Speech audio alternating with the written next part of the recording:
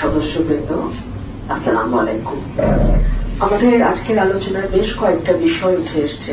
মাদকের সমস্যা নিয়ে আমরা আলোচনা করেছি, বালু ব্যবসা, চুরি, নারী ও শিশু নির্যাতন, আমাদের চিকিৎসা ব্যবস্থার যে সংকট আছে সেটা নিয়ে আলোচনা করেছি, এবং আশুগঞ্জকে পৌরসভা কিভাবে করা যায় সেই বিষয়ে আমাদের আজকে আলোচনার সভায় আলোচনা হয়েছে। বালুর ব্যবসার ব্যাপারে আমি আমার ভাইকে বলবো, পারভেজ ভাই এখানে আছেন, আমি বলবো যে আপনারাই কিন্তু সবচেয়ে শক্তিশালী ভূমিকা পালন করতে পারেন। আমাদের ইউনো স্যার বললেন, ওসি স্যারও বললেন যে যখন আসলে স্পটে ওনারা যান যে মুহূর্তে, তখন তারা আগেই সরে যায়, কিন্তু গণমাধ্যম সবচেয়ে শক্তিশালী ভূমিকা এখানে পালন করে। আপনারা যদি রিপোর্ট করেন তখন আমার পক্ষেও কাজ করা সহজ হয়, আমিও সেন্টারে গিয়ে সেই কথাটা বলতে পারি, গভর্নমেন্টের সাথে আমি আলোচনায় করতে পারি যে এই যে দেখেন আমার এলাকায় এই ঘটনাগুলো ঘটছে।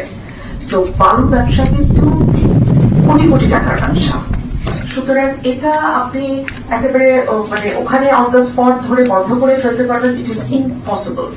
এখানে সরকারের একটা মানে নীতি নির্ধারণী মহলের একটা সিদ্ধান্ত দরকার এবং একটা জোরালো পদক্ষেপ দরকার। আপনারা যদি সেই রিপোর্টটা করেন আমার পক্ষে, তখন সেখানে কাজ করাটা সম্ভব।